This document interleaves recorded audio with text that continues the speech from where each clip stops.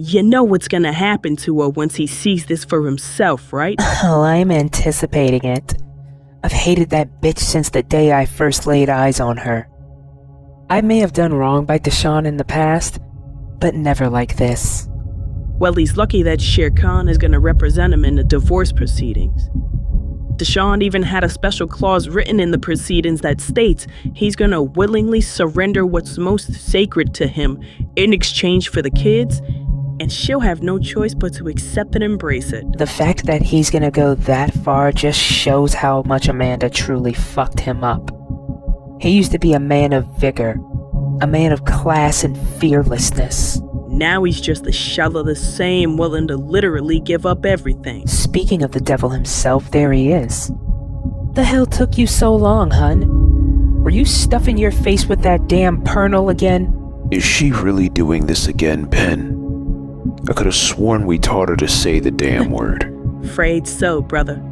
You know how she is. The lies you tell, Penelope Maxine. Look, we don't have the time or room to discuss that right now. What we need to do is figure out what the hell this situation is with Amanda that y'all keep telling me she's responsible for.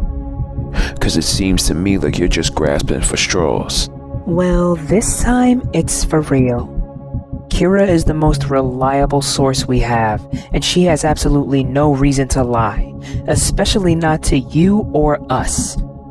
She has just as much reason to want to expose the bitch as you or me or even Penny does.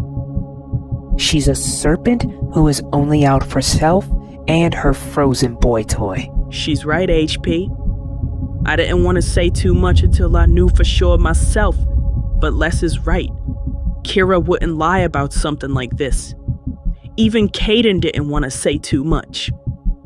Before he and I split, we were at his nightclub, the HP Cove, and guess who happened to waltz right on in with somebody who wasn't you? Caden asked her what was going on, as respectful as he can be like usual, and she sat there with a straight look on her face and quoted Biz Marquis and said it was a business meeting. What's more is that they were seen leaving holding hands by Dom's buddy Ramon from DR.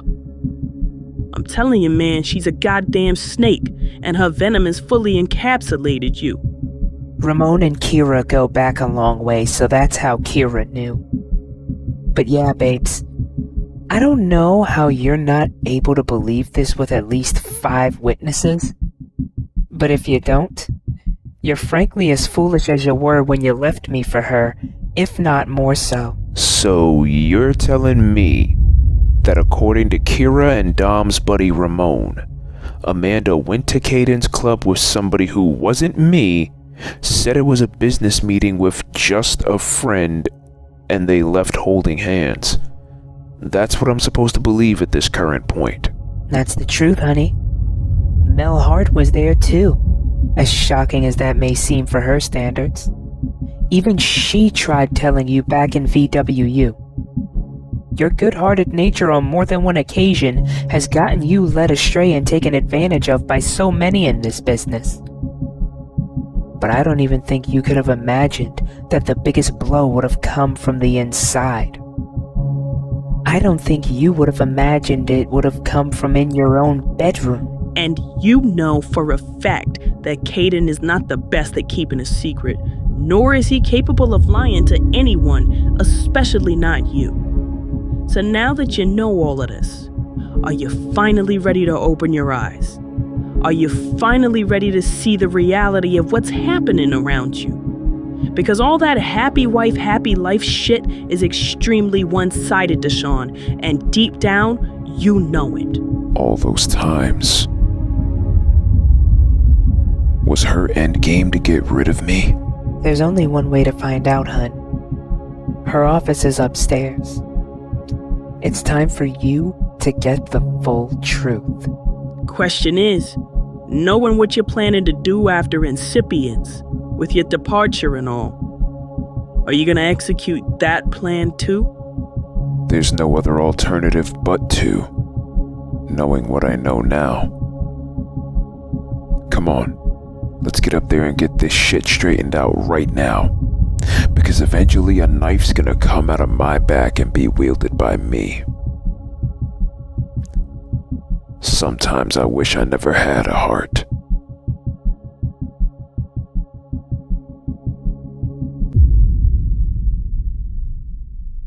Things are really starting to break down, but I am certain that this is the right move to make. Contrary to popular belief, I feel that bringing him back in would prove to be beneficial for the Carpe Diem network overall, despite past discrepancies and controversies. I can only assume you are in the same boat as I am, otherwise we would not be speaking of this. Absolutely, 100%. This place is in dire need of a wake-up call, and the people within it need to clearly be reminded of who's truly in charge. What happens, though, when it's discovered what our intentions are with this place? Nobody will suspect a thing, as I am absolutely certain that this is going to be kept under wraps with the greatest of ease. Oh, it better be, because we can't go through any more mishaps, nor can we go through any more suffering on the Carpe Diem network, for the masses are depending on us to restore balance. Indeed they are, Madam Constance. Indeed they are. What the hell is this? Son of a bitch. You two were planning this after all. Buttering me up so that you could reap the benefits of my hard work and use my loyalty against me. After I friggin' saved you amidst my own problems. After I saved this place twice from destruction. Now do you see what we've been trying to get you to see this whole time? The girl is planning shit with your dad and that DMC what you wanna be for the sake of phasing you out. That look in your eye tells me you somewhat knew that this day would come. Are you gonna go through with the plan, knowing what you know now? Finally seeing that bitch for the sneak she is?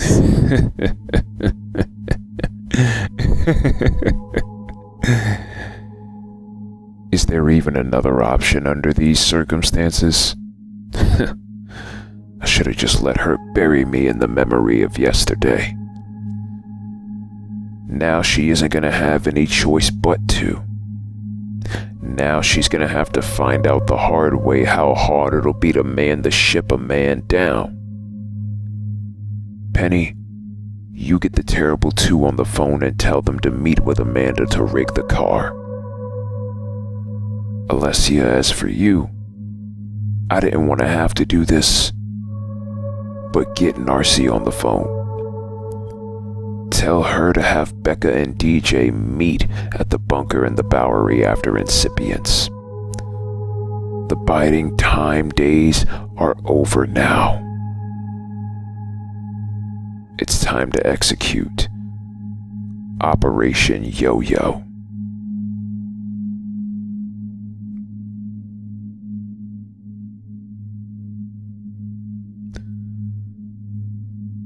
So that's the game you want to play, is that right, Herrera?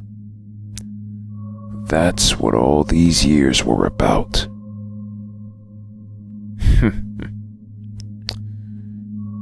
You were my dream. But this has turned me into your worst nightmare. It's time to play the game.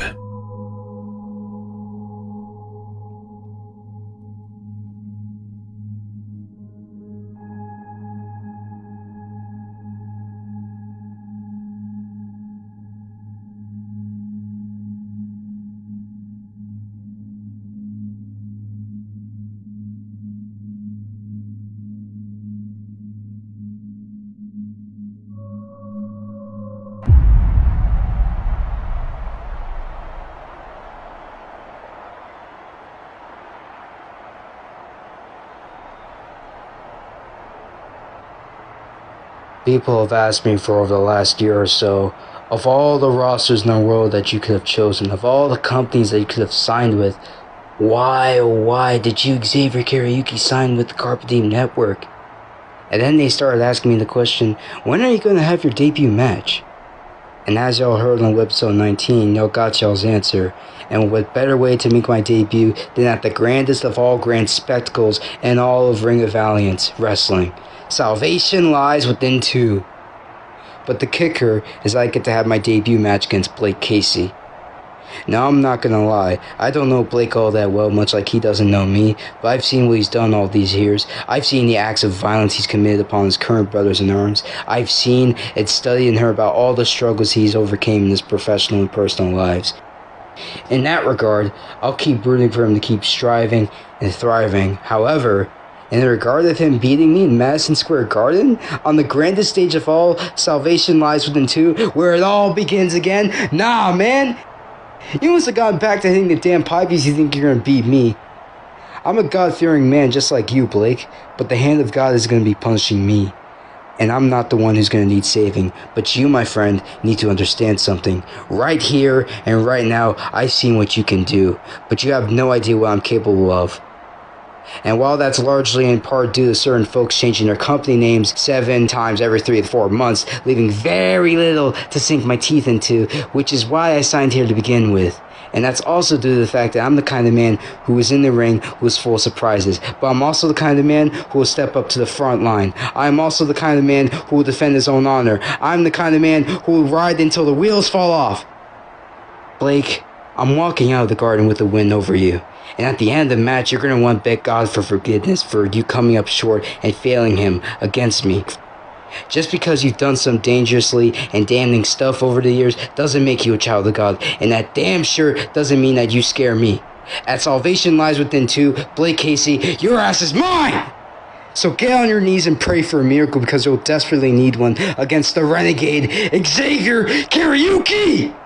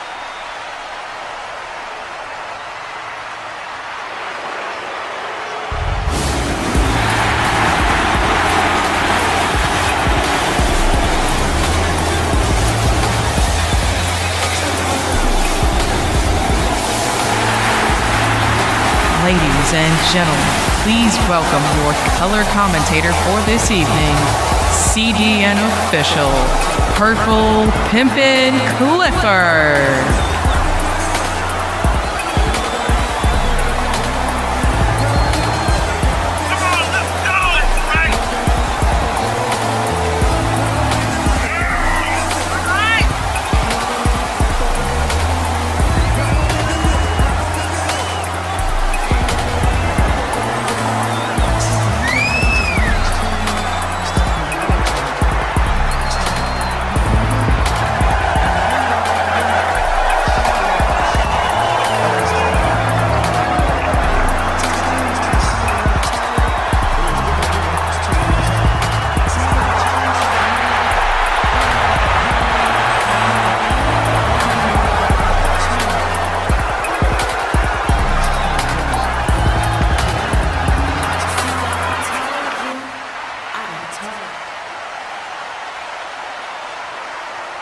Everybody, it's time to get down. It's time to get serious. Let's get to the action and start balling, y'all.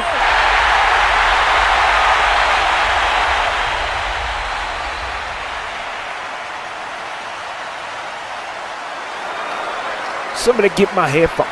There we go.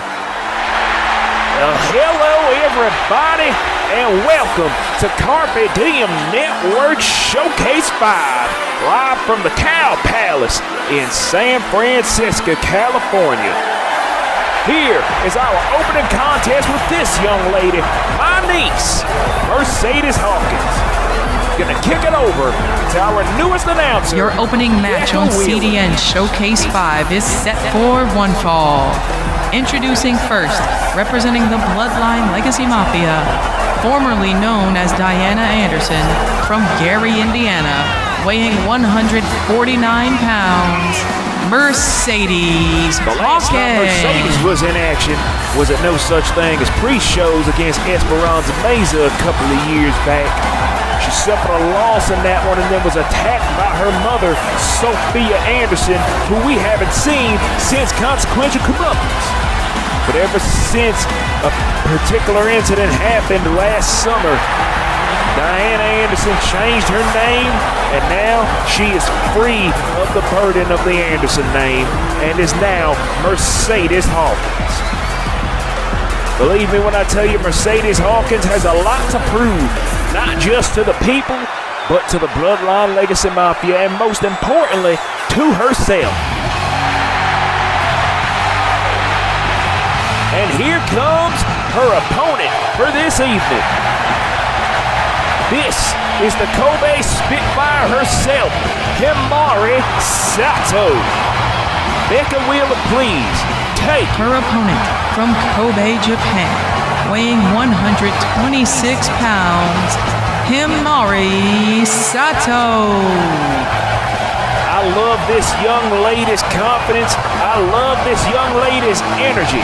She has been in the ring with Kimiko Bushida 3 times before, with Himari being on top 1 match. She's up 2-1 on Kimiko, and I'm pretty sure she has her in her sights, as well as her mother, Aimi Sato, the despicable wench that she is. But tonight, Himari Sato has another focus, and that is Mercedes Hawkins. Now, I'm going to be as unbiased as I can be, even though Mercedes is my niece. But I can guarantee you this. This ought to be one hell of a women's match. You don't see too many great women's matches in this business, but whenever you do, especially involving a Japanese woman, best believe you are going to see something special. And I firmly believe that this young lady, Himari Sato, is going to pull some tricks out of her bag that you have never seen before.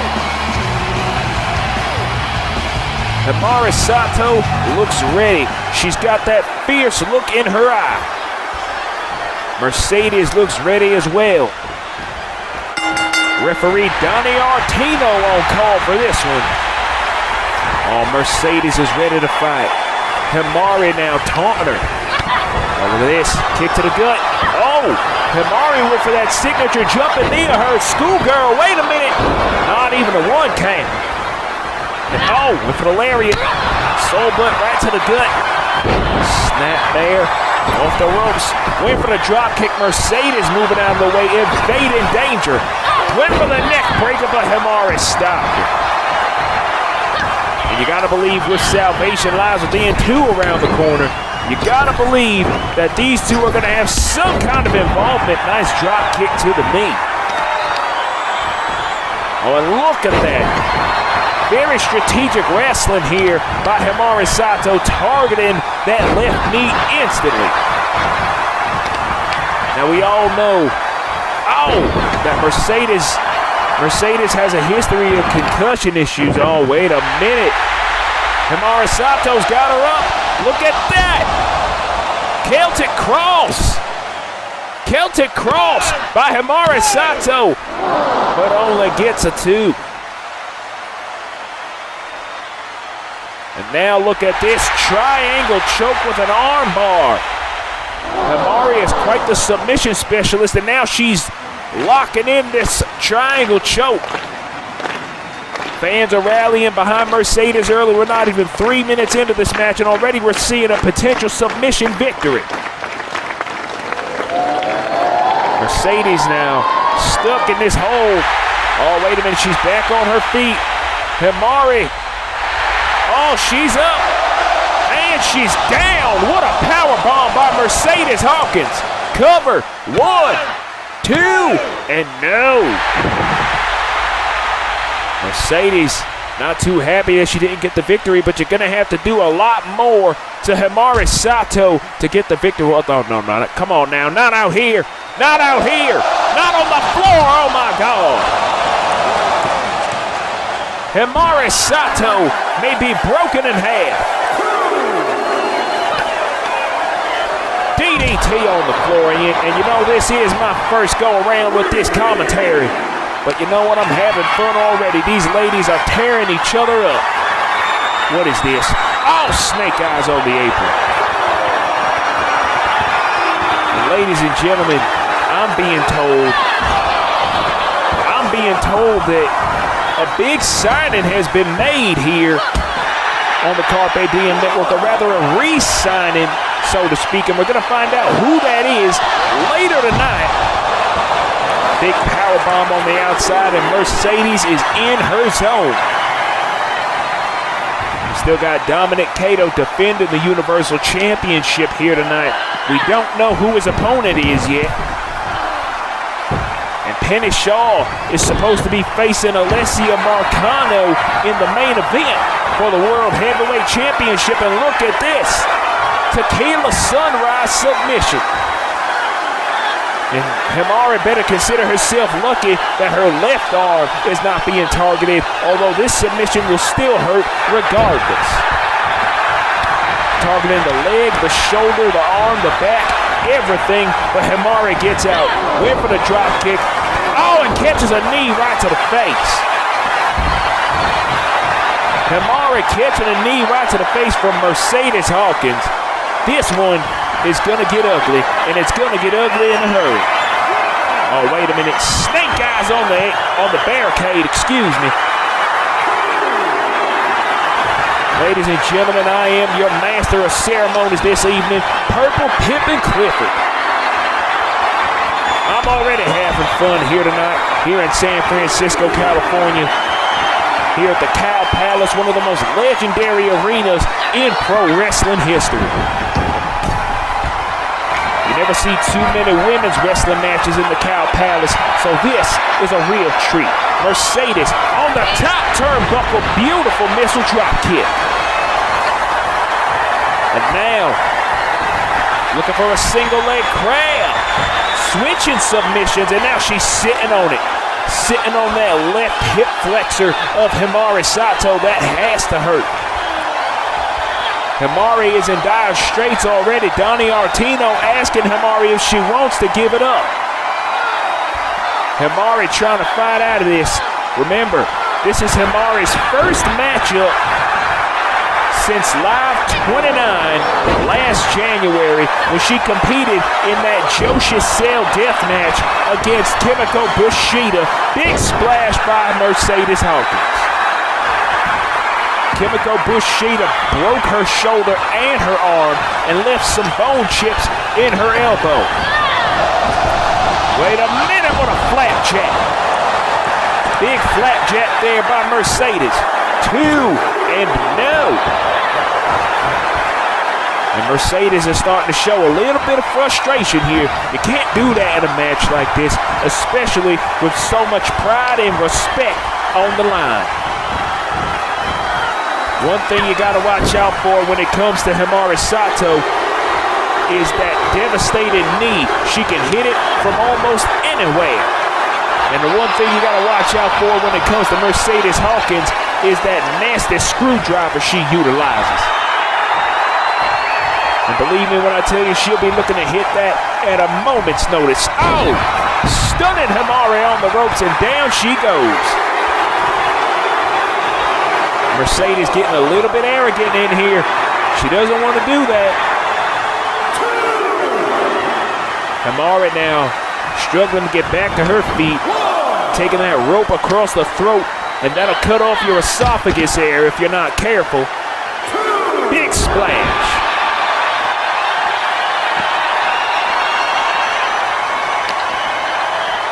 Now, Himari taking a neck breaker on the outside on the padded concrete floor. And I'm being told in my headset. Are you sure? All right, I'll tell them, Mrs. McCarthy. I'm being told that Lioness Joseph Pro is being added to the CDN lineup. Cover here, 2-0. Lioness Joseph Pro is being added to the CDN lineup as of July. And the first matchup on that show is going to be Himari Sato versus Kimiko Bushida. I'm pretty sure Kimiko is going to love to get in the ring and try to victimize him. Oh, no. Oh, for the love of God! Top rope Frankensteiner. Down goes Sato. And Mercedes is feeling herself, but she's making a mistake here, not going for the cover off this Frankensteiner. And oh, what a nasty kick right to the head. Nasty super kick right to the head. That's another move you gotta watch out for from Mercedes, but it wasn't enough for a 3 count. These fans in San Francisco are loving this. With the kick again, gets a drop kick for her trouble. Himari off the ropes and she takes it again. Nasty kick right to the head. Only a 2. With each passing moment that Himari kicks out, Mercedes gets more and more frustrated. You can see the aggression in her eyes, the aggression in her body language, and the aggression in that knee. That aggression was most certainly ruthless. And now just stomping away at Himari. And now banging her head into the mat. Come on now. Come on now, be fair about this, Mercedes. Showing remnants of the Diana Anderson of old here. But that's the aggressive style that Mercedes Hawkins loves to use in her matches. Goes for a neck breaker again. Himari finds a way out and hits a neck breaker of her own. Himari off the ropes, went for the drop kick. Mercedes sidesteps. Mercedes went for the drop kick. So many counters here. But Himari finally gained an advantage. Kick after kick, ducked and blocked. Himari gained an advantage now in a drop kick right to the head. And now these Kawada kicks. Oh! And now a Kamagoya. Oh, looking for a second one. Oh! Could it be a trifecta? Yes, it can. Mercedes is going to need a lot of water after this. Oh, and somehow she counters the drop kick and delivers a shotgun drop kick of her own. Himari damn near rolling out of the ring on that one. Snap there. Oh, and what a nasty roundhouse kick and a big splash. Cover. 2-0. We also have to take into consideration that apparently Damon McCarthy and a woman by the name of Madam Constance met about 4 weeks ago. And Lord only knows what their intentions are with the Carpe Diem network. What the hell is Mercedes doing, dropping Himari on the back of her head? Cover. 1, 2, and no. And I really don't know how that situation plays into Amanda and Deshaun Walton's mess. But you know what? That's going to get dealt with how it gets dealt with. And look at this. Oh, there's that devastating knee. There's that devastating knee by Himari Sato. Oh, but somehow Mercedes kicks out, and now Himari showing frustration. These fans in San Francisco chanting, "This is awesome," and indeed it is. Himari showing some fire. Donnie Artino is definitely getting his pay tonight. That's for sure. These two women are as quick as a hiccup. And look at this. Himari going for that knee again and a spine buster. Double A spine buster by Mercedes Hawkins. But only a 2. And she cannot believe it. She is in disbelief at the fact that she kicked out of that double A spine buster. Himari now struggling to get to her feet. Mercedes back in. Looking for that screwdriver. Oh! Patella knee drop brain buster. Patella knee drop brain buster by Himari Sato. Mercedes is out of it. Oh, and a nasty knee to the face. It's done. Mercedes is out. Good night. Himari Sato with an unbelievable victory. Give credit to Mercedes Hawkins, who gave it her all, but Himari just had a little bit more in the tank. Becca Wheeler, take it. Here is your winner, Himari Sato. Himari Sato fired on all cylinders, pulled out all the stops. That patella knee brain buster did Mercedes in. Mercedes tried to go for that pile driver. Let's look at the replays one more time here. This right here is what I thought was going to do Himari in. Went for that knee, got caught with a big spine buster, the double A spine buster. Mercedes couldn't believe that Himari kicked out. Himari got back to her feet. Mercedes was going for the screwdriver and then this. Right there, that patella brain buster. And then Himari Sato put the finishing touch. That's what we're going to call this knee. The finishing touch right to the face of Mercedes Hawkins. And Himari Sato walks away with a big victory. A hell of a lot of momentum going in to Lioness Joshi Pro, and more importantly, CNW incipients too. Question is though, how seriously injured is that left arm? You see it slightly braced up a little bit. But Himari not gonna let anything stop her. No matter who says what. Unbelievable victory for the Japanese sensation. Maybe I could get some sake from Lee Dylan to celebrate. Lee Dylan is also one of Himari Sato's proteges. And Mercedes now, wait a minute. Mercedes now back in the ring with Himari. What's going to happen here? Mercedes and Himari staring each other down. Mercedes doesn't like the fact that she lost. And that right there, that is what it's all about. Respect for your fellow competitor. Mercedes accepting that she lost. She is definitely going to get better as time goes on. She's been here since the beginning, as has Himari, but I have a feeling Mercedes is going to come back, and she is going to come back with a hell of a lot more purpose.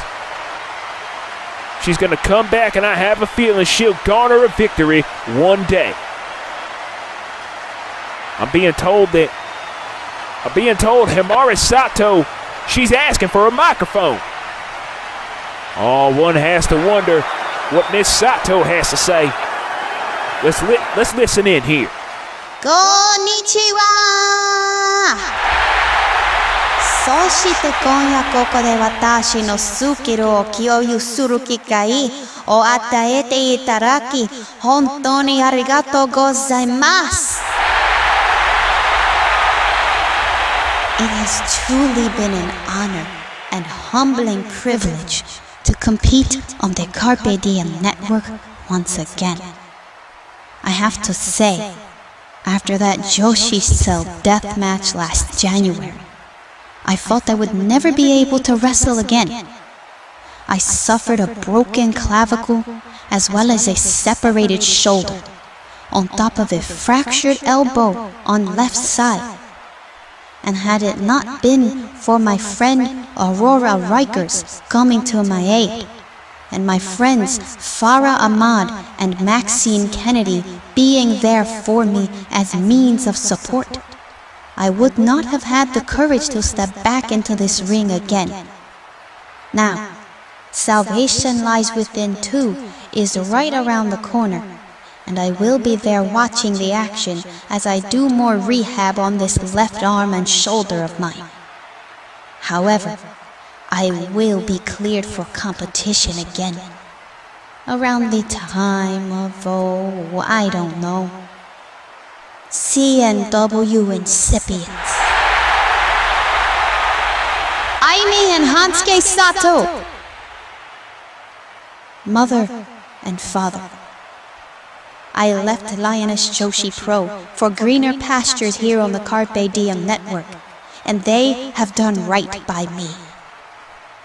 Yet you sick your rabid dog on me because you feel I betrayed the family name. I did what was right in order to restore reverence to the name Sato, a name etched in the annals of combat sports for centuries, all the way back to the Edo period. Even before the days of Ekichi Nogi, a man who, whether you realize it or not, has seen what you have tried to do to me, and to this place I call home. He will be coming after Salvation Lies Within 2, and when he does, be ready for the power shift of a lifetime. Just because he's 116 years old does not mean that he isn't still capable of putting you evil monsters in your place. Mother, I'll see you at Incipients, where I finally get to put you in your place, where I finally get to show what I'm made of, where I finally get to break you like how you, Father, and Kimiko have tried and failed miserably at doing to me. You may be leaders of a crime syndicate, but you don't scare me at all. And Kimiko, seeing as how, according to Father and Mother, Lioness Joshi Pro is being added to the CDN lineup, how about we actually fight for what matters on episode 0? You and I, for the Lioness Joshi Pro Championship. A champion hasn't been crowned in almost a decade since the promotion's closing. And I cannot stress enough how satisfying it would be to defeat you once more. I've beaten you twice already. This time, I'll beat you for the gold. I'll beat you and restore reverence to the good name of Joshi Wrestling. And once I am done with you, Kimiko, once I'm done with you, Aimi, my eyes are going to be firmly locked on you, Hansuke Sato. I will bring you down. I will break you. I will emerge victorious. And Father, more importantly, unlike you, I will fight with honor. For unlike the criminal activity you partake in, honor is what the Sato name truly represents. And Mari Sato making her intentions clear. She wants her mother, she wants Kimiko for the Lioness Joshi Pro Championship, and more importantly, she wants to bring her father down. Hansuke Sato better watch himself. And you see Himari telling Hansuke to bring it. Himari's had just about enough of the Zero Tolerance Syndicate's antics, and frankly, I think we all have had enough of the Zero Tolerance Syndicate. Believe me when I tell you, the next few months here on the Carpe Diem Network are going to be real interesting. These people here in San Francisco giving much thanks, much love, and much appreciation for Himari Sato. Congratulations once again on the victory for this young lady. What a hell of an opening matchup here on Carpe Diem Network Showcase number 5. I am your host for this evening, your master of ceremonies, Purple Pimpin' Clifford, and I do want to touch on a couple of things. Number one, the main event of Salvation Lies Within 2 Night 2 as it stands is Penny Shaw, Lorelei Albrecht, Harper Walton, and Alessia Marcano for the World Heavyweight Championship, which is currently vacant. However, later in the night, Penny Shaw will face Alessia Marcano for the World Heavyweight Championship, or at least that's what has been told to us. The question is, though, what's going to happen to Lorelei if she loses her next match? Who's going to replace her? If anybody at all. You heard what Artemis Abramo said. If Lorelei loses between now and SLW2, she's out of a job, she has to retire, and has to get knee surgery. I don't want that to happen to my niece, but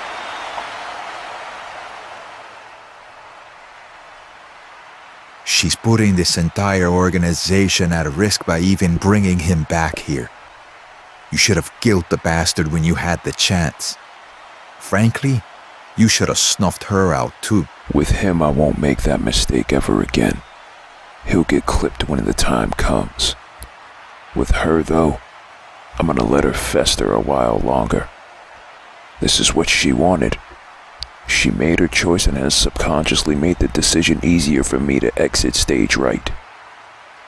Goes to show that nobody listens to me around here until it's too late. Well, you know something, I'm with you, as are the rest of us. The fact that she clearly forgot that C&W was supposed to be our ticket to leaving the past behind in every sense of the phrase is a clear sign that one of two things needs to happen. Either she's overthrown from power, or we all leave. Seems like you've made your decision abundantly clear. Damn right I have. For years I always preached about me burning the establishment down. But it's clear who's really doing it. But it's fine by me, in all honesty, Dom. Because I'm getting out of the fire before the establishment burns down on top of me. Now Eli's gonna do what he has to do in order to get the bastard the win he wants. So your reign is safe for the time being. What happens when they get what they want, and it's still not enough? They're just like the average wrestling fan. Fickle. Unsure of what they truly want out of something or somebody until they get force-fed bullshit that they end up liking anyways. Sounds like a regular day that ends in Y in Stamford, Connecticut. I'm gonna go handle this, then I gotta meet with Ramon later. Maybe he can give more information on this situation with Amanda and help us finally solve this issue.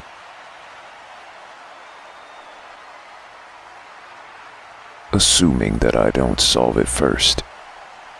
I told her don't let my heart turn cold. Now they both pay for their sins.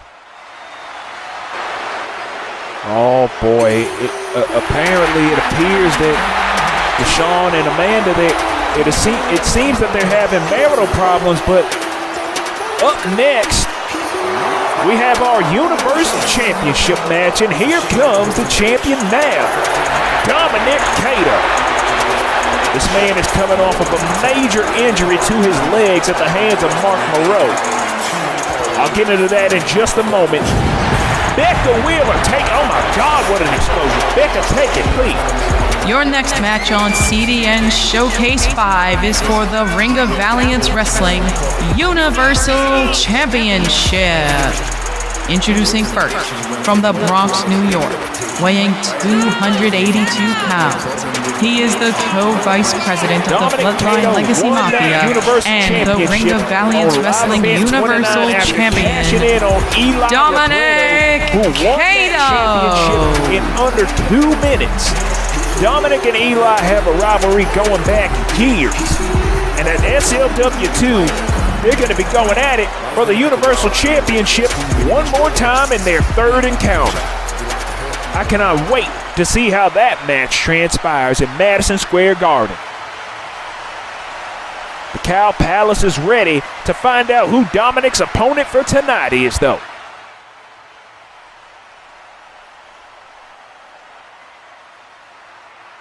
What the? Amanda, what are you doing here? I thought you were taking the night off. Yeah, well, that was before your dad went behind my back and resigned somebody who we busted our asses trying to get rid of. And unfortunately for us and Dominic, he's getting his rematch for the Universal Championship. And unfortunately, he's getting it tonight. What? Wait, you don't mean... No. You have to be messing with me right now. Yeah, well, I wish I was, but I'm not. Deshaun, we have to do something about this now, baby, or else all hell is gonna break loose again. By the way, are Ty and Emily still gonna meet us in Times Square? They're waiting on us to get on the plane now as we speak. That goddamn snake Damon. Look, I'll explain the plan once we're in Times Square, but she's gonna have to be involved. We may not be able to trust her all the way, but even she's not crazy enough to let this place die. Oh, you're dead-ass serious on this? I'm dead-ass serious. We need all the help we can get. Even if it means I have to look to my past for help. You're absolutely nuts. I love you, honey, but for this, you're absolutely nuts. You know what? Fine, she can be involved in the plan. But I'm keeping a very close eye on the bitch. Now hurry up and let's get on this damn plane. Golden Girls is on in 30 minutes and you promised me you'd watch it with me. Look, all I know is this. She is a saint in comparison to Blanche Devereaux. She's really gonna play as if I don't know. Click, click, boom, Amanda. Click, click, boom. Oh boy. There's so much to unpack from that interaction. It sounded like they were having marital problems, then they weren't, and now they weren't again. I don't know what to make of this, but who's Dominic's opponent?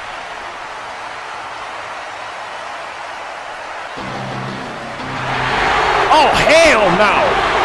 You have got to be kidding me! That son of a... Why? Why, out of all people in the goddamn industry, why him? I cannot believe this.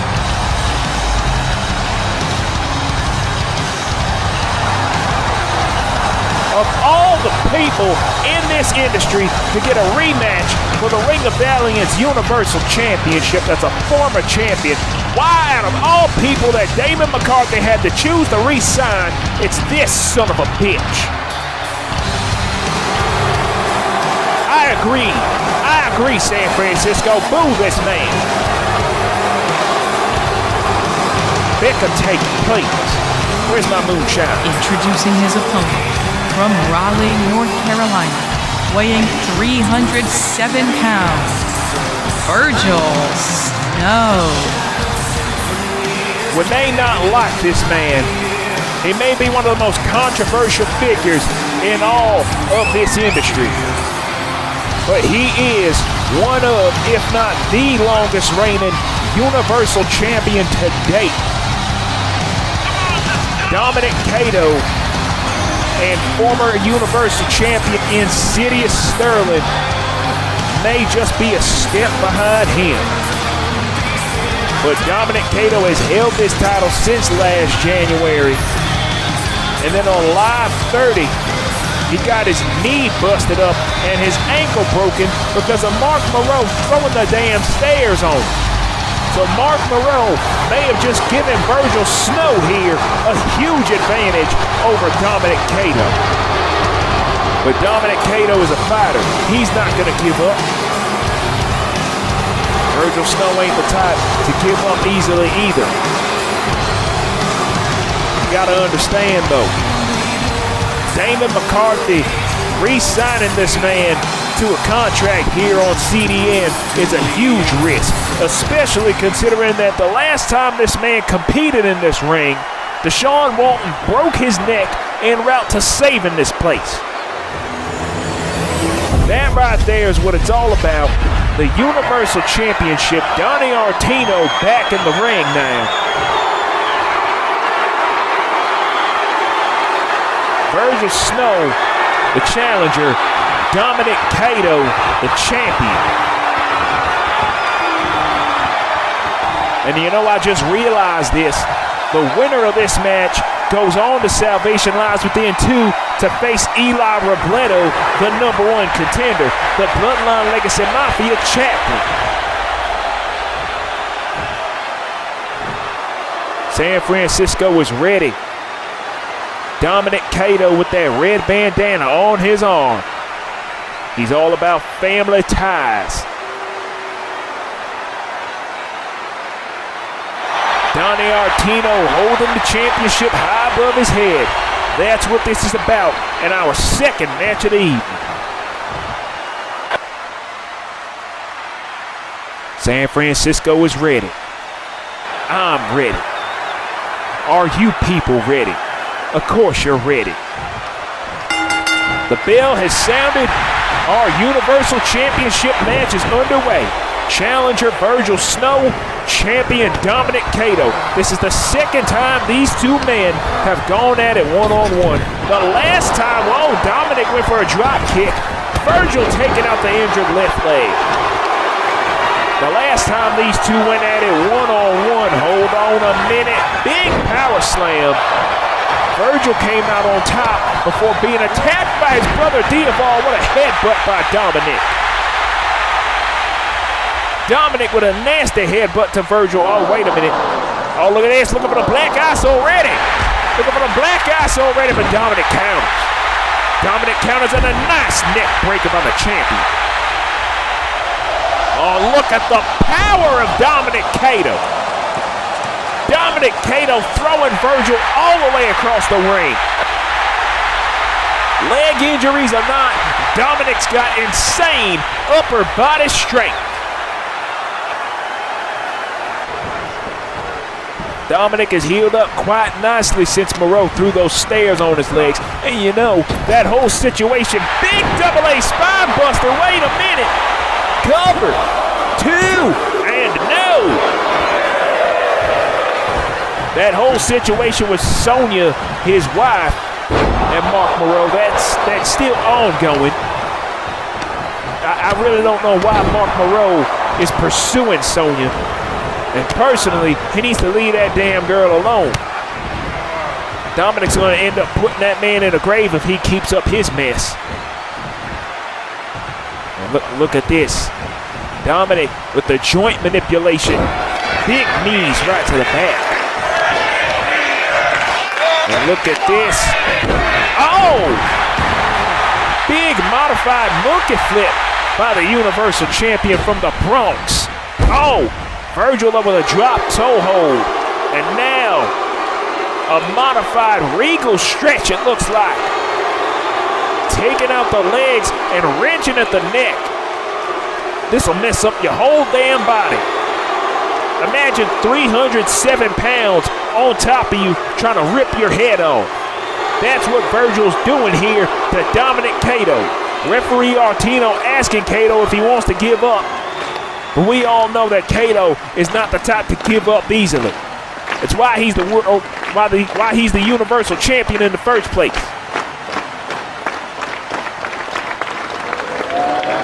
Fans rallying behind Dominic here, and Dominic escapes the submission. And Dominic takes him out. Dominic Cato takes him out, clear over the top rope. What the hell? Where's he going? You're near 290 pounds. Cross body off the top by Dominic Cato. Right on top of Virgil Snow. And now this is where the street fighting comes into play for Dominic Cato. Dominic did some time in Rikers Island for an undisclosed reason. We don't want to get into why he was there. Point is, he served his time, he atoned for his sins, and he has made a better life for himself and his 2 children, one of whom, I'm being told, has actually just entered the building. Look at this. Dominic Cato, oh, look at the power of Cato power bombing Virgil on the floor. Looking for another power bomb again. Give it to him again. One more time. And, oh, Jesus. Oh, that time Virgil's shoulder may have hit the base of the post. Virgil Snow does have a surgically repaired neck. Remember, Deshaun Walton broke his neck on Live 29 in that Extreme Rules match for the Sovereignty Championship last January. And I'm being told that as of today, I'm being told that Deshaun Walton is the longest reigning champion in all of the Carpe Diem network, having held the Sovereignty Championship for nearly 4 years. Question is, with him being ready to depart, oh, look at the power of Dominic Cato, Gorilla Press.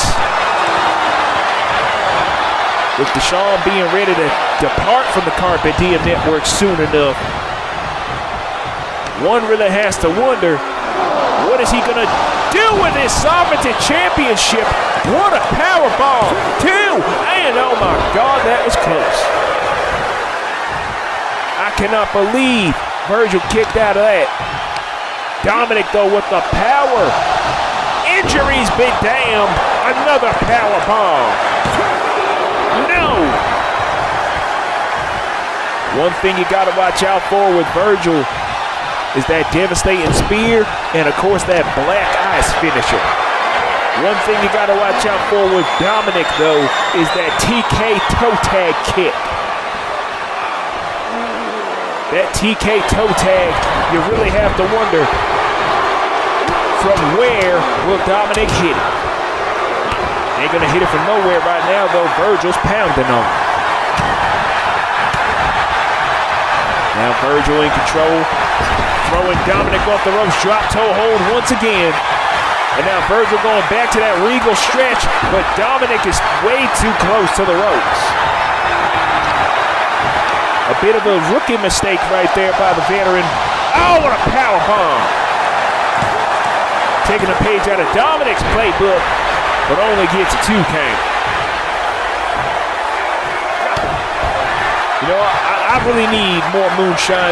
Matter of fact, Tarina, if you're back there, Tarina, tell Bernadette and Mildred to give me my moonshine, please. I'm thirsty out here. I am parched. Dominic countering that trapezius hold. Stomping the ribs with a roundhouse kick. Went for another stomp on the spear by Virgil Snow. Virgil is in full control. What the hell? Oh no! Eli Robledo! Where the hell did he come from? Eli with a steel chair causing a disqualification. Oh, come on! Eli Robledo butchering Virgil with that damn chair.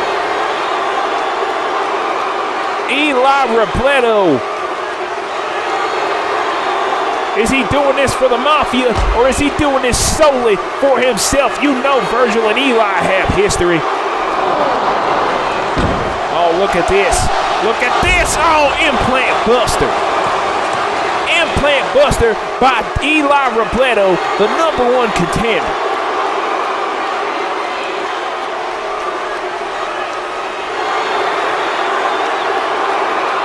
A damn good match ruined by the Bloodline Legacy Mafia chaplain. Let's take a look at how this ended.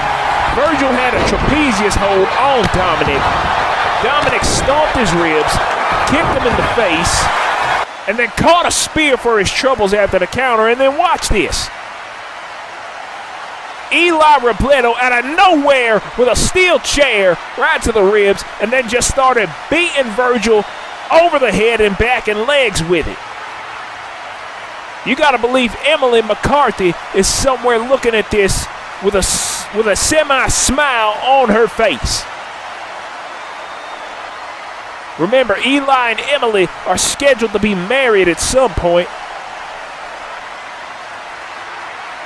And watch this. Eli struggled to get Virgil up. That's 307 pounds. But somehow, Eli Robledo managed to get him up and put him down with the implant buster. An unfortunate ending. Your winner by disqualification, here. Virgil Snow. Becca making the announcement.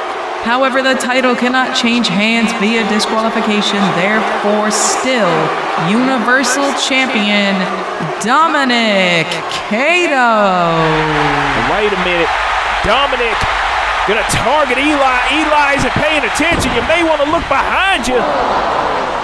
Oh, now the fight is on between the champ and the challenger at SLW2. Dominic countering the implant buster. Northern Lights. A brawl is broken out here, people. And look at the power of the Universal Champion. Look at the power of Dominic Cato. He's doing squats, and the people are counting. San Francisco counting along with Dominic Cato as he's doing squats with Eli Robledo hanging upside down in a suplex position.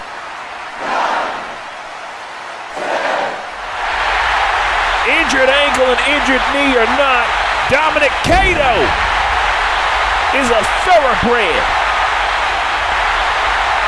Dominic Cato is a thoroughbred powerhouse. SLW2, I cannot wait. Dominic and Eli may just steal the show that night. Dominic may be looking for the TK toe tag. Oh, but come on now. Eli running like a damn scalded dog. Running like a scared little puppy. And oh boy, caught between a rock and a hard place, aren't you? Get your ass in that ring, boy. Oh, TK toe tag. Eli Robledo is out. And now what the hell is this? Virgil looking for the black ice. Eli's in trouble.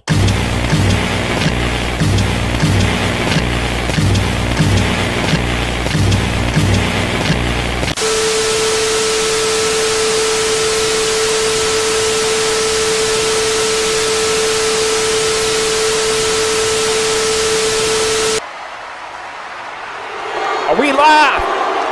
Are we live? Are we back? What the hell is going on? And where the hell? Wait a minute. Somebody get some cameras back on the ring. Because where in the hell did Eli go?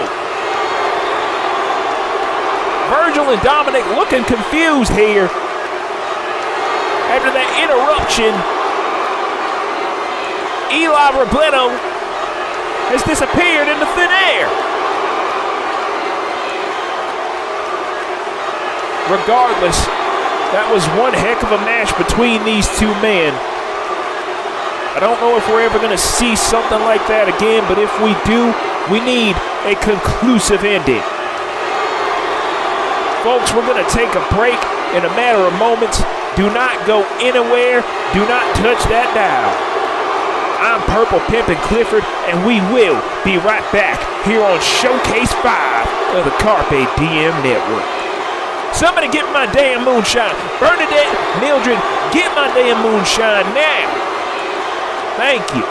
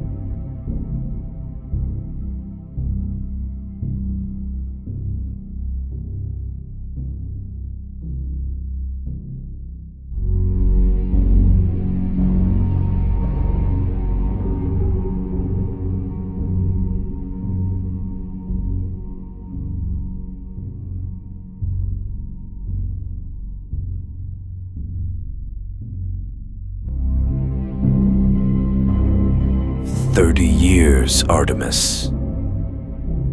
Hard to believe, isn't it? Since the night the stars dimmed over Athens. Since the correspondence dinner. And Orion's fall. You know, prison has a strange way of clarifying things. You begin to see patterns in the dust. I've found peace.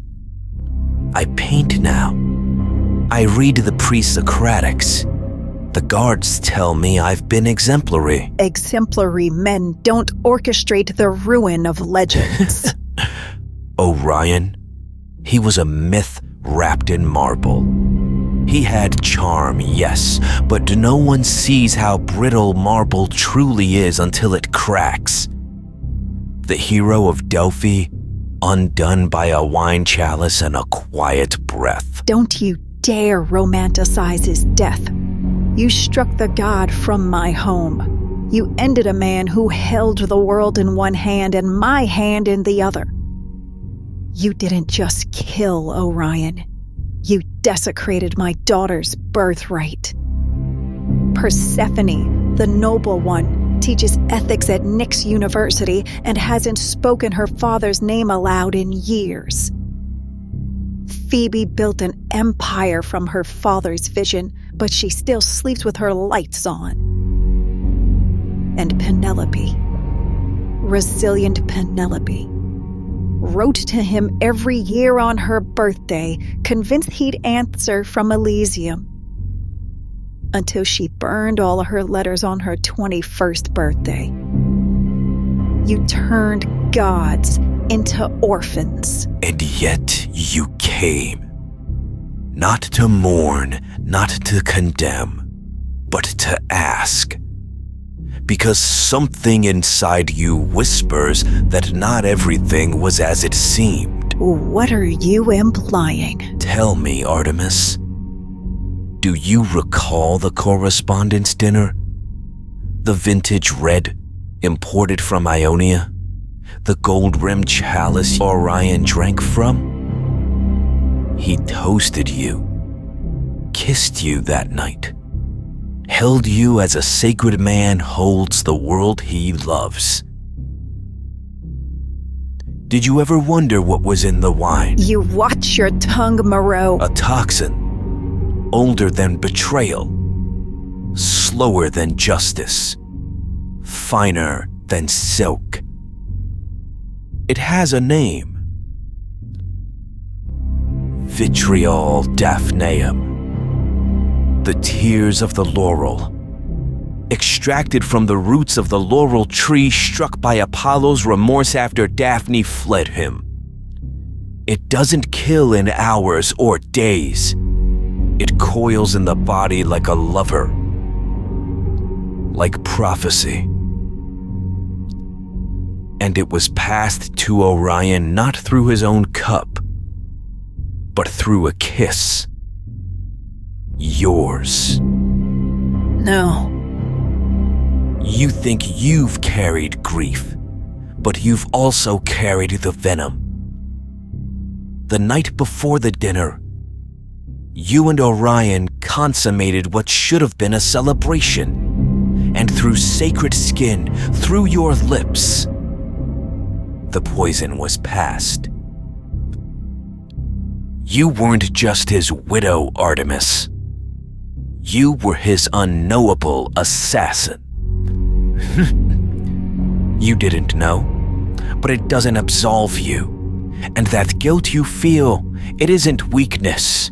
It's truth whispering through the cracks of the facade you call strength. And if you were the weapon, who do you think held the hilt?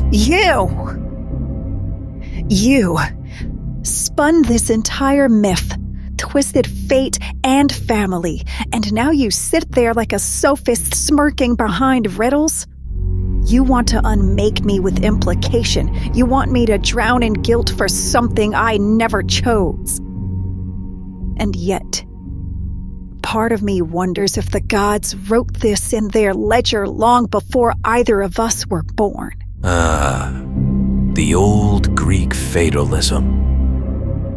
We dance even as the Moirai cut the string.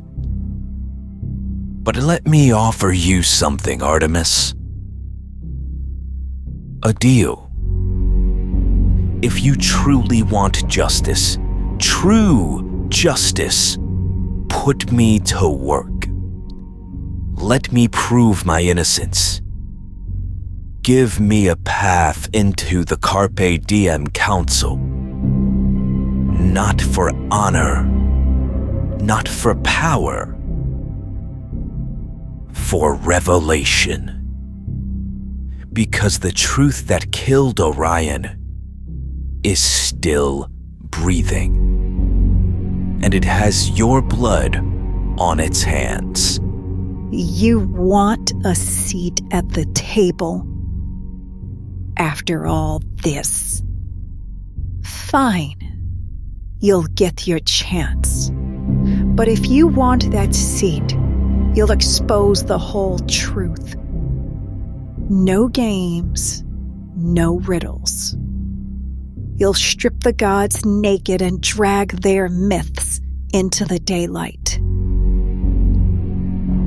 However, if I find one lie, one shadow of deceit, I will erase your name so completely, not even Hades will remember your birth. Then I suppose I better be very, very convincing. You'd better be right, Cyril. For if what you say turns out to be false, I swear on the sacred soil of Eleusis, I will destroy you and everything you hold dearest, and that will serve as penance paid.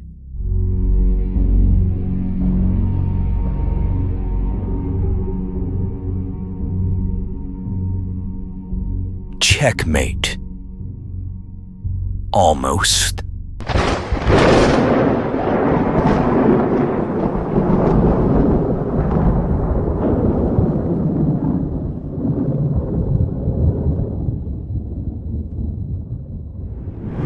My mother told me someday I will buy a galley with good oars, sail to distant shores, stand up on the prow, noble bark I steer, steady course to the haven. You many foemen, you many foemen.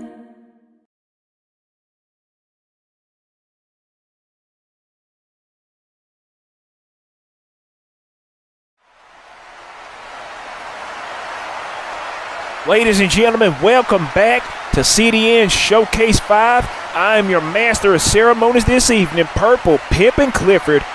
And after what we just saw a few moments ago, Eli Robledo is nowhere to be found.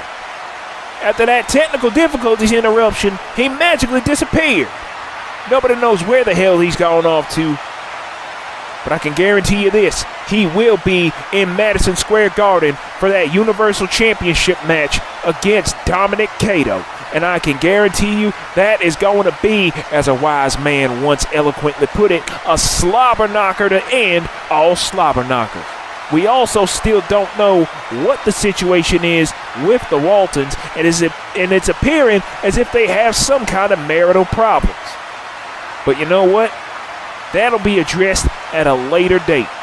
What we do know is this: the World Heavyweight Championship is up next, up for grabs as it is vacated courtesy of Amanda Walton. And here comes CDN co-chairperson Tarina McCarthy, and she's got the world title with her. Ladies and gentlemen, please welcome at this time Bloodline Legacy Mafia underboss and Carpe Diem Network co-chairperson Tarina McCarthy. As we all saw on webisode 18 of Ring of Valiance Wrestling, Hansuke Sato revealed some pretty dark secrets about the McCarthy family, to where he revealed that Damon McCarthy has been unfortunately using performance-enhancing drugs just to keep his undefeated streak in combat sports alive. And apparently, the rumor mill, which apparently isn't a rumor, apparently it's true. The word is that Tarina helped him pay for it, but I wouldn't expect that out of Tarina of all people. Tarina's an honorable woman. At least I like to think she is. Let's listen in to what Tarina has to say here, people. Because we need some answers, and we need them now.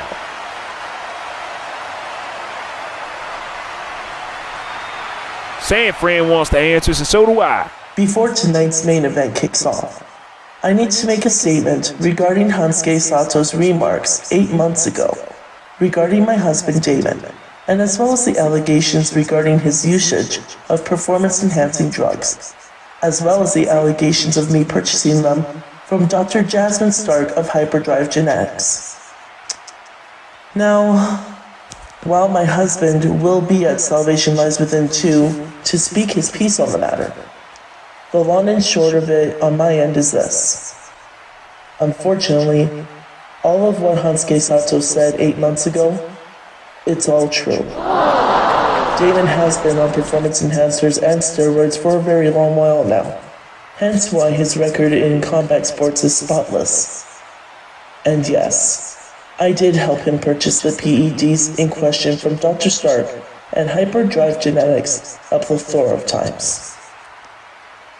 Now, although I never completely understood why Damon felt it necessary to continue in his fighting career, especially with the help of these drugs, I firmly stood by him on his path of supremacy, regardless of how blemished his legacy in combat in sports is now. So, now the question remains, do I stand by him? In marriage? Yes, firmly so. However, in his decision to continue fighting under the usage of performance enhancers and making very irrationally irresponsible decisions like re-signing Virgil Snow after all the hell that man has put this place through. In that case, absolutely not. I could go on and on about why Virgil being resigned by Damon, absent Spencer and I's approval, as well as absent the approval of the head of the council, despite him nearly killing the Carpe Diem network twice in the last 5 years, is one of the stupidest things my husband could have ever done. And honestly, we'd be here all night. And all night is what we do not have for the subject. So by personal and professional order of myself, Damon is to show up at Salvation Lies Within 2, and he is to explain himself in full, explain his reasons for resigning Virgil, and explain his reasons for why he felt it necessary to disrespect the chain of command, considering that now he has 3 people to answer to. Should my husband refuse to show up, or should he refuse to explain himself, then despite my undying love for him, I will have no choice but to terminate his CDN contract, as well as ensure that all of his bank accounts are frozen so that he has no access to them. Now, on behalf of myself as well as the Carpe Diem network, I, Tarina McCarthy, am deeply ashamed of my part in this whole ordeal that has gone on for the last 25 plus years. And I do sincerely and wholeheartedly apologize for enabling Damon's issues. All of you here tonight in San Francisco, as well as the chat live on YouTube Premiere and in the CDM locker room, deserve better out of me as your co-chairperson. And you damn sure deserve better out of Damon, and will get so out of him, or he will suffer severe consequences. Now, moving on to the World Heavyweight Championship main event tonight. Considering that the title is now vacant after what happened on webisode 19, it's time that we shake things up a little bit en route to Salvation Lies Within 2. So, as we all know, Penny Shaw is going to be in the main event for the World Championship. However, Alessia Marcano, due to her highly disrespectful comments towards Amanda and Deshawn on webisode 19, she is now hereby suspended from any in-ring competition until Salvation Lies Within 2. But that just brings the question of, who is Penny going to face for the world title? Well, I happen to have found a young and hungry She-Wolves wrestler who's been training for another opportunity to prove herself worthy of the spotlight. She's backstage right now and is ready for a fight. So, ladies and gentlemen, I've done enough talking. It's time for your main event World Heavyweight Championship match. Oh, and by the way, just so we're clear, if the woman I have picked to replace Alessia tonight beats Penny, then Penny will automatically be replaced by this woman in the main event of Night 2 of Salvation Lies Within 2. What an announcement there by Tarina McCarthy. Of course, all the stuff between her and Damon openly admitting that she assisted him, but she's no longer going to enable Damon's issues. But now Alessia is suspended from in-ring competition until SLW2, and if Penny loses tonight, she's out of the main event. Oh my lord. Well, what happens to episode 20 then? If Penny beats Lorelai there, Lorelai's out of a job too. Can you believe the idiocy of that inept bitch Tarina? Suspending me from in-ring action until SLW2 for speaking the truth once again? And now taking me out of the main event tonight? That was supposed to be our moment, Penn. Our moment to show the world what we as women's wrestlers are capable of, and that dumb bitch Tarina ruined it. Les, if you ask me, I think you're overreacting a little bit. This is a good thing for you. Because the last thing you would want to do is risk getting hurt before Salvation Lies Within 2. Besides, you're my best friend. The last thing I would want to do is hurt you in any way. Hold the hell on, Penny. First of all, me? Overreact? Me? Overreact? Did you not see what happened on episode 19? In fact, did you already forget about how you dropped me with the Madison Square Clash and the Harlem Night?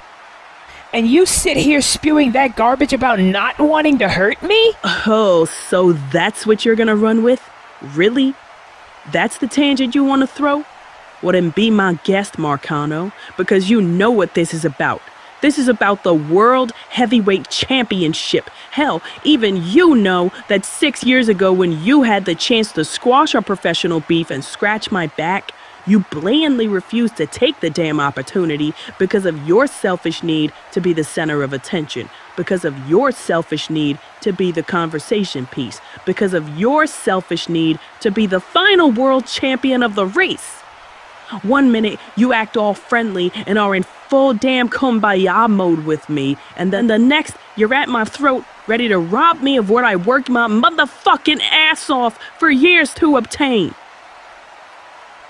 Narcissa was right about you in one way, Les.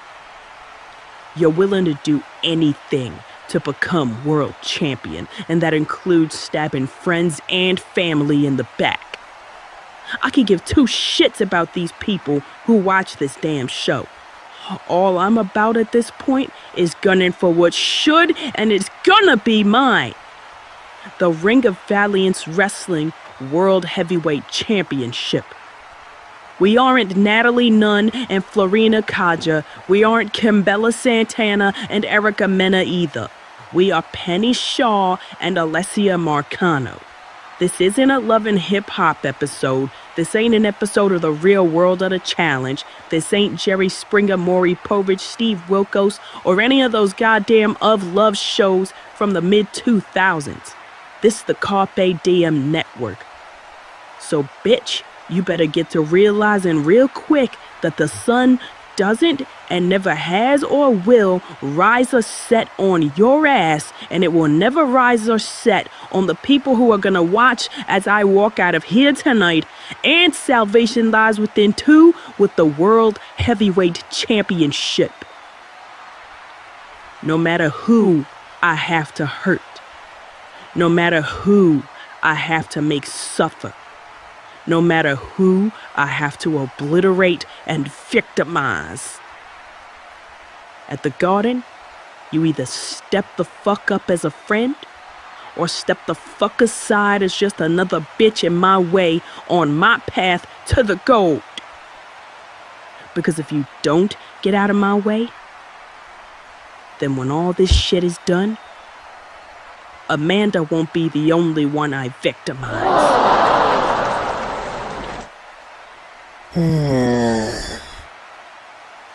That title is coming home with me. I write the final page of this era, not you or anybody else. Not only is a marriage looking fractured, but apparently so too is a friendship. And all over the world heavyweight title. Maybe Fern and Narcissa will write about something. The World Heavyweight Championship brings out the worst in people. But anyways, it is time for our main event of the evening, as Penny Shaw goes one-on-one with a mystery opponent for the World Heavyweight Championship. And as Tarina said moments ago, if this woman beats Penny Shaw, Penny is out of the main event of Salvation Lies Within 292. Becca Wheeler, take it, please. Your main event of Carpe Diem Network's Showcase 5 is for the vacant Ring of Valiance Wrestling World Heavyweight Championship. Introducing first, from Harlem, New York, weighing 187 pounds, the Harlem Hothead, Penny Shaw has been a part of the Carpe Diem Network since the very first Salvation Lies Within. On that night, she teamed with Alessia Marcano in a losing effort. Now, almost 8 years later, Penny Shaw and Alessia Marcano, along with Lorelei Albrecht and Harper Walton, they are on a collision course for the World Heavyweight Championship. However, tonight could be Penny's only chance to walk into Salvation Lies Within 2's main event at all. Because if she does not win here tonight, she's out of the main event of Salvation Lies Within 2, according to the word of Tarina McCarthy. Penny Shaw has waited almost 8 years for this chance. Tonight may very well be her night. But the question is, who is going to be facing Penny for the World Championship? I'm being told we're about to find out in just a few seconds. So here we are once again. Only this time is for more than just bragging rights, Mommy. See, Papi made me realize a few things the last couple of years. 1, that I'm destined for greatness. 2, that you're near past your prime at 38 years old. And 3, that you've been moving real funny since January of 2023 when you got those cybernetic enhancements. But hasn't it occurred to you that those cybernetic enhancements have only slowed you down? Because aside from one time in the 2 years since you've had them, all you've done is lose. Just like in the streets when it came to putting in that work, towards the end, you started getting soft. You started becoming more of a pussy and less of an ass-kicking powerhouse. And you'll wonder why Yana became a gold medalist bodybuilder over you. You'll wonder why you never won any championship gold of any variety, Penny.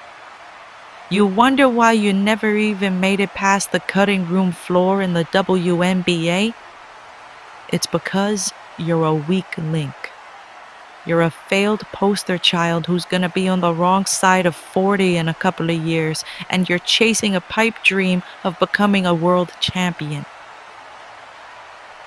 I have more years ahead of me than I do behind, but you're an old, washed up, brolic puñeta who not only sucks as an athlete, but who is also a crappy mother. So kiss your SLW2 World Championship main event aspirations adios, mommy. Because just because you're blood doesn't mean I have to like, love, or respect you.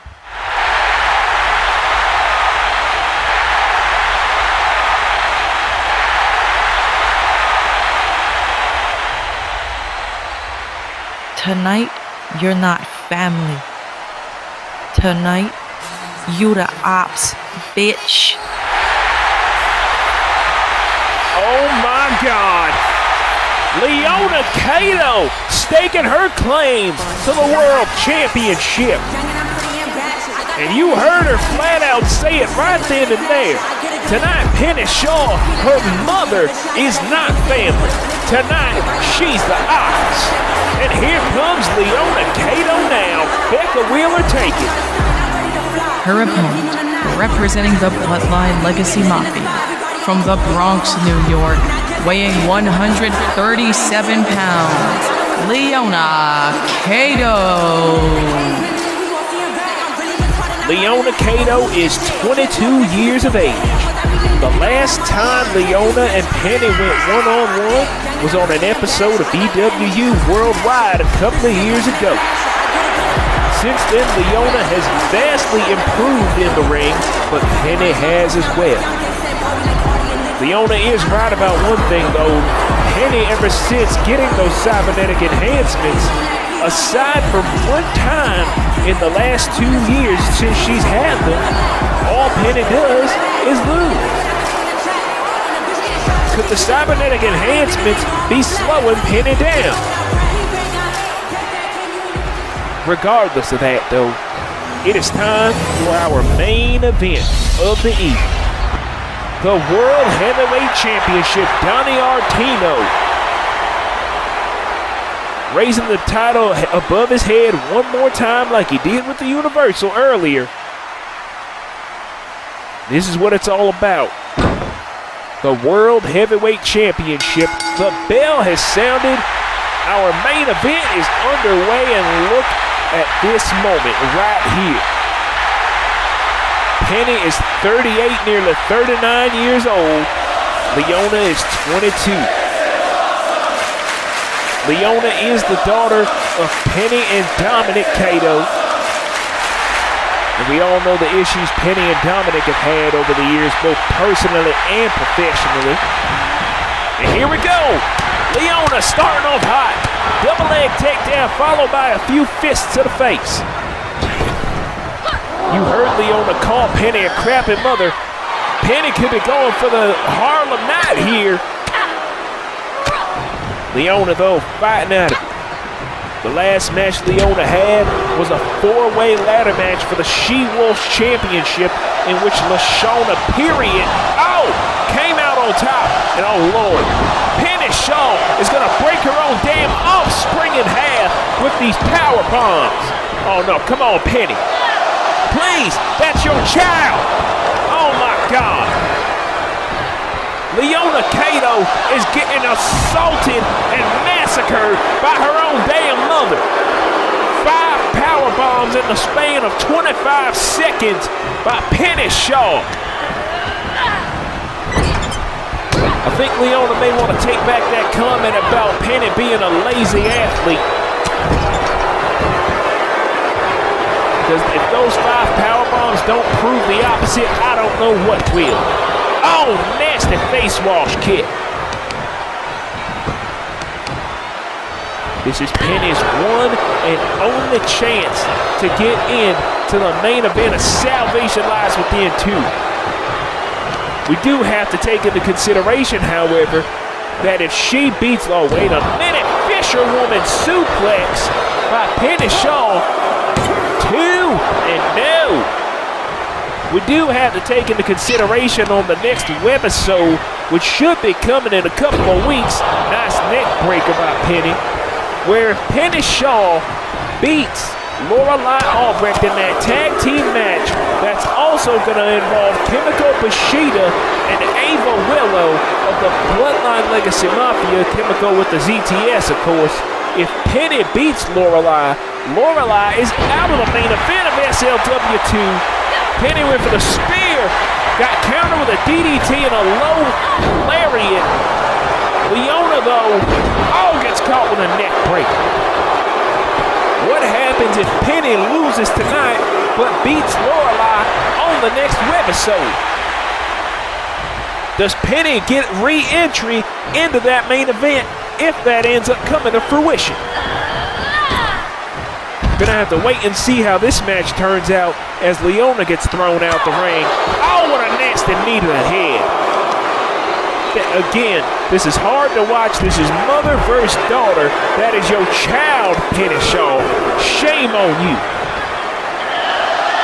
Oh, for the love of... Oh, God! The back of Leona's daggone head hitting the table. Paco Eduardo and Jose watching on in horror. They got him over here in the timekeeper's booth like a normal person. And now Penny, dropping Leona head first on the announce table. Penny Shaw. Penny Shaw, as we all know, is a bronze medalist bodybuilder. And she even feels slighted by that comment Leona made moments ago, where she pointed out that Yana was a gold medalist in the bodybuilding department, belly to belly on the floor. There's a lot of things Penny has achieved in her lifetime, and although those are very nice incentives, she wants gold. Penny Shaw has never won a championship in her professional wrestling career. Tonight could very well be the night that changes.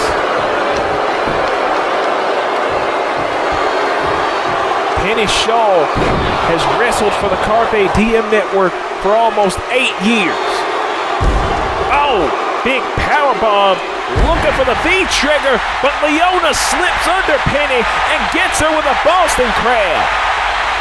Leona with a very elusive counter there, a very wise counter by the young woman from the Bronx.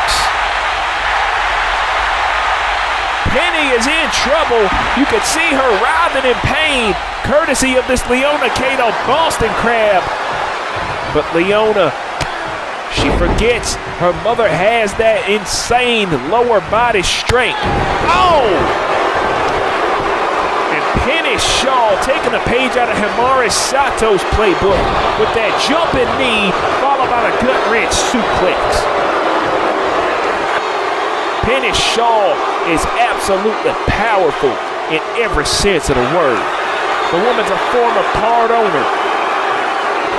But as dominant as she may be in the boardroom, she's also dominant in the ring. She has one. Look at that! Shades of Tiger Mask with that move. Went for the spear. Leona sidestepping. Look at this. Big roll up. But Penny right there next to the ropes. That's that veteranship there by Penny, knowing where she is at all times. Leona and Penny now going back and forth with these strikes. And now, look at this. Come on! She's just trying to break her daughter's damn neck. That is your child, woman. What is wrong with you? I understand this is for the world heavyweight. Oh, no, come on. Come on! Trying to break her daughter's neck, trying to break her daughter's shoulder. I understand you want to be in the main event of Salvation Lives Within 2, but there are some things more important than a World Heavyweight Championship, especially in this business. I understand if you want to get successful in this business, you need to shoot big. You need to shoot for the World Heavyweight Championship. But in a moment like this, where Penny is basically just ragdolling her own kid, sometimes you gotta understand that family ties supersede world championships. Leona now. Oh, taking a backbreaker from Penny. And Penny just tossing her like a sack of Idaho potatoes. San Francisco has been red hot all night long. It's unfortunate that the 49ers didn't win this year. Congratulations to the Philadelphia Eagles. And, oh, Jesus! A power bomb onto the barricade by Penny Shaw.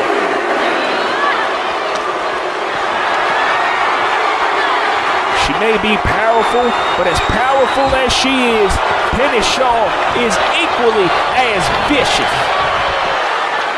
Let's just hope she doesn't park in parking spot number 22. Oh no. And now Leona's in trouble. Big power slam in front of the table. Now Paco, Eduardo, and Jose getting up again. They're trying to make sure they get home safe to their families. Maybe they can make me some of that Pernal too. Oh, wait a minute. Neck breaker there by Penny Shaw.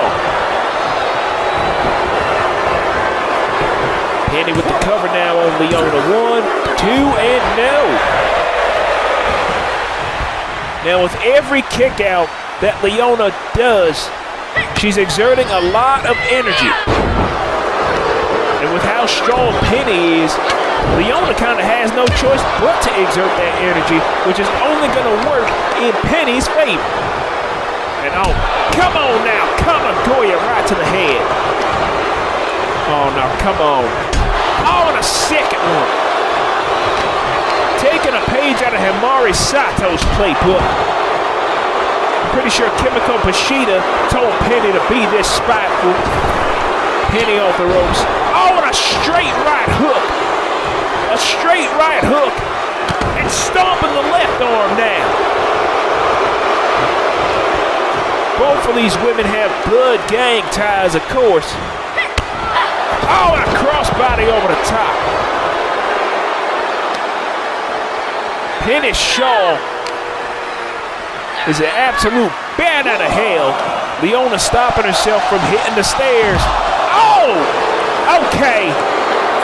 Penny Shaw, out of spite, delivering the mark of excellence to Leona, who leapfrogs her out of the spear. Leona, big Russian leg sweep on the outside. Remember, CDN championship matches have 20 counts, whereas the normal ones have 10. Moonsault followed by a shoulder tackle from Leona Kato. Oh, and look at the strength of Leona now. And, oh my God. Penny Shaw went eye first onto the corner of the announce table. Oh my God, Penny may be seriously hurt. I may not like her all that much, but Penny may be seriously hurt with that eye. Now Leona climbing up to the top. Leona has given it everything she has here tonight. Even if she doesn't walk out of here with the win, I have faith in this young lady's future. Missile drop kick, cover, 2, and no, Penny kicks out. Oh, and look at that. That's the inexperience of Leona getting frustrated. And oh my God, Penny is bleeding. Penny is bleeding after that shot off the table. Leona flexing on Penny, mocking her it seems. Penny is out of it. And now Leona talking trash. Oh! Went for the blockbuster, got caught with a brain buster. Oh, and somehow kicks out. Penny taking a page out of Alessia's book with that brain buster. And now she's got her daughter up. Oh, come on. Oh! Harlem Night by Penny Shaw. 2, and no! This is once again for the World Heavyweight Championship, which is vacant. The last world champion before it got stripped from her was Alessia Marcana. I'm not going to lie, it was kind of unfair in a way for Amanda to strip her of the belt. But that's what happens when you're insubordinate. Penny now looking for something. Oh! TK toe tag! TK toe tag! Down goes Shaw! Down goes Shaw! Kato up on the top! Frog splash! Give that one 5 stars! We can have a new world champion here tonight in San Francisco, but no! Penny Shaw get the shoulder up. The TK toe tag, followed by the frog splash, wasn't enough. What the hell is going on? What the hell is this? Who the hell is coming out here interrupting this world championship match? Oh God, it's this bitch. This bitch. Sue Woo the Crip with the messed up teeth. Unbelievable. And she's representing the Zero Tolerance Syndicate. We have never seen Susie Woo in action here before, but she and Leona have history, and it's obvious as to why. This woman here has messed up teeth, for those who don't know. But nevertheless, Susie Woo coming out here to distract Leona Kato. And now Leona, oh, come on. You don't want to do this, Leona. It's Susie distracting her. Come on. This is a world championship match, Susie. Go get your teeth fixed. Stop distracting this girl and go get your teeth fixed. What the hell? Tarina! Tarina with a spear! Taking down Susie. Good. That's what you get for messing up a world championship match. The Korean Crip is down. Good. Thank you, Tarina. I'll share my moonshine with you after the show. Tarina McCarthy laying down the law. Not going to let anybody miss this matchup. Penny was going for Leona. Leona rolls in. Oh no. Penny has Leona up. Harlem Night. Oh, come on, not like this. God damn it, Susie, look what you done did. We got a new champion. And look at that. Yeah, screw you, Penny. Penny laughing at Tarina. It's almost as if Penny planned this. Becca, take it. Here is your winner and new Ring of Valiance Wrestling World Heavyweight Champion, the Harlem Hothead, Penny Shaw. Penny Susie Woo's Shaw. distraction is the new ROV World Heavyweight Champion. The fact that Penny would stoop so low as to rely on the odds to get the World Heavyweight Championship is absolutely unbelievable. It's reprehensible. It's flat out BS. Susie Woo came out here to distract Leona as she was on the verge of possibly becoming the world champion. Tarina came to Leona's aid, dropping Susie with the spear. Tarina was not playing any games. I still can't believe Tarina did that. I didn't even know she wrestled. But this is how the match ended. Penny went for something on Leona. Leona countered, rolled in, and got caught with the most devastating Harlem Night I have ever seen. And you know, the fact that this is how this night ends with Penny Shaw as the world champion is absolutely ridiculous. A begrudging congratulations to the new world heavyweight champion, Penny Shaw. She is one-way ticketed herself to salvation lies within two. Now the question though, as Tarina is angry as hell. Oh, what the hell? Alessia Marcano attacking Tarina with a damn baseball bat. Somebody get security out here. What the hell is wrong with you? Oh no, oh for the love of God, cut the petrichord on the damn baseball bat. On the floor. What the hell is wrong with you? Somebody get some help out here for Tarina. Get security. Tarina McCarthy may have a broken goddamn neck.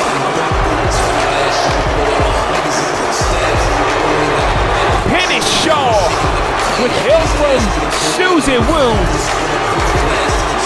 who I'm actually being told was sent out here by Alessia, is now the world heavyweight champion, and now Tarina is on the floor, courtesy of the cut the petrichord brainbuster from Alessia Marcano and a baseball bat attack.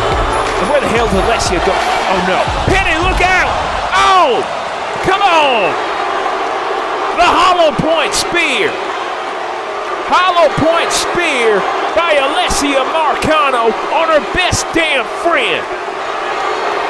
That is your friend, goddammit. Friendships are put to the side, though, when it comes to championship gold. Cut the petrichord on the world championship. This woman is sick. And what the hell? Wait a minute. She's still in the world championship. Alessia Marcano has just stolen, has just commandeered the world heavyweight title. Alessia running out of San Francisco. Susie's down. Tarina's down. Somebody get some help for her. Penny Shaw's knocked out cold. We're out of time. Somebody get some help. Somebody call the police. Somebody get security. Alessia just stole the title.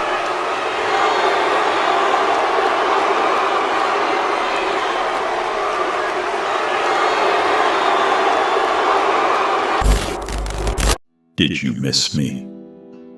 Did you think I was just gonna go away? You thought the curtain closed and I'd vanished like the rest of your problems. You thought your silence would drown me. That your corporate press releases and carefully worded indefinite leave announcements would be enough to bury me. But here's the thing. I don't get buried. I get reborn. You're looking at a man who's been here since day one. Not in theory, not on a t-shirt. In blood. In scars. In legacy. I was the one setting the bar while the rest of you were still learning how to tighten your wrist tape. World Heavyweight Champion. One of the longest reigns in CDN history. No cheap wins. No protected booking. Just dominance. But that didn't matter, did it? Not to the suits upstairs. Not to the Bloodline Legacy Mafia. And certainly not to the puppet masters behind the scenes who decide who's hot and who's expendable. You want history? Let's go back to Houston, Texas. That was the night it all turned. I was loyal. I bled for the cause. I was the cause. I sat at the table. I wore the colors. I was one of the founding blades in the war. And what did I get for it? Franco Ritchie in my locker room with steel in his hands and orders in his ear. You kicked me out like I was baggage. No confrontation, no explanation. Just violence. And who signed off on it? That OG y'all keep worshipping. The same one who plucked Chris Falcone out of obscurity and gave him a sword he didn't earn. The same one who turned the mafia into a business instead of a bloodline. Chris, you walk like you're the heir. You talk like you've seen war. But let's be honest. You're just a proxy, a tool, a face slapped on a brand built by men better than you. Men who broke bones to build something real. And now you're their uncrowned champion of choice? While the one who carved the path, the one who set the standard, got blackballed over morality violations. That's what they called it. Not even brave enough to say what it was. Just a vague, cowardly smear painted in legal language. False allegations, weaponized hearsay, a corporate knee-jerk reaction that stole a year of my life. I wasn't even given a chance to defend myself. Not a hearing, not a sit-down, just silence and exile. And I know exactly who pulled those strings.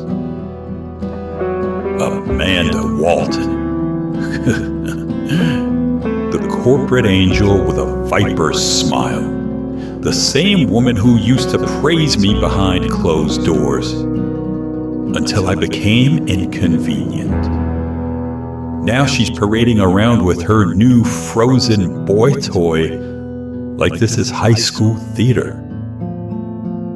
You traded legacy for vanity. Power for puppets. You see, you're not leading CDN, Amanda. You're ruining it. And just like everyone else riding shotgun in that wreck of a ship, you're going to get run over. Now let's talk about little Damien Shelley, the loudest man with the least to say.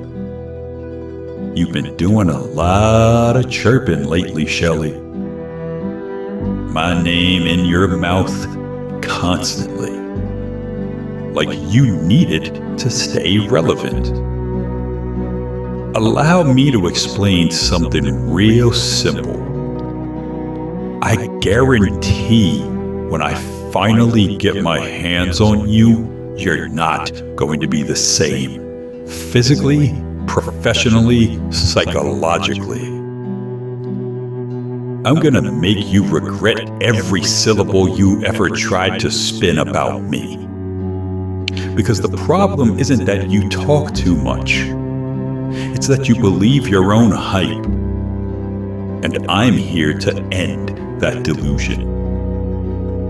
And Yana, where, oh where do I begin with you? You walked through doors opened by politics and pretended you kicked them down yourself. You didn't climb the mountain. You were airlifted to the summit by the same backroom deals that protect your husband. There are women in this business who bled for respect. You just smiled for the right cameras. You're not a pioneer.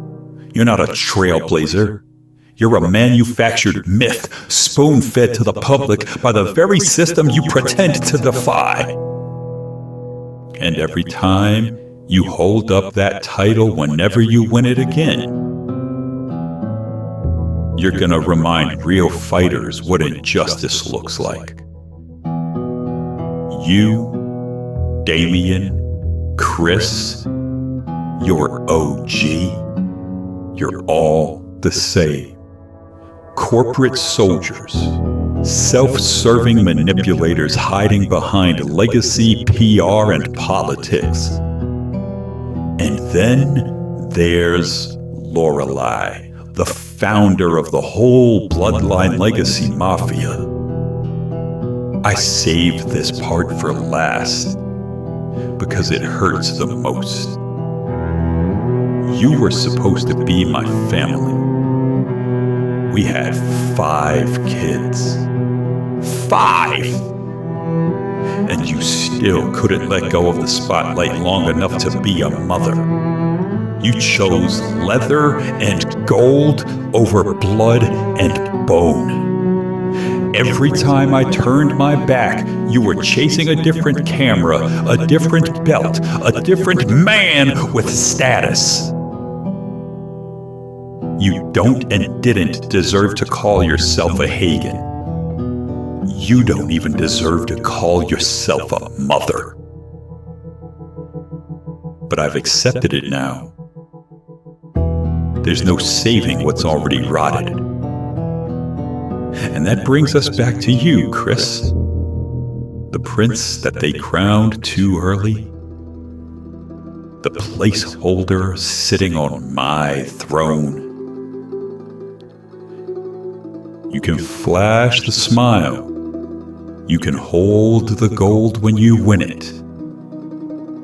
But it's borrowed. And time? Time's not on your side, Christopher. Count overall days, youngin'. Heroes always get eradicated naturally. And one more thing, and I want you to listen real close to this. Tell your OG he needs to see me. Otherwise, I'm going to see him first.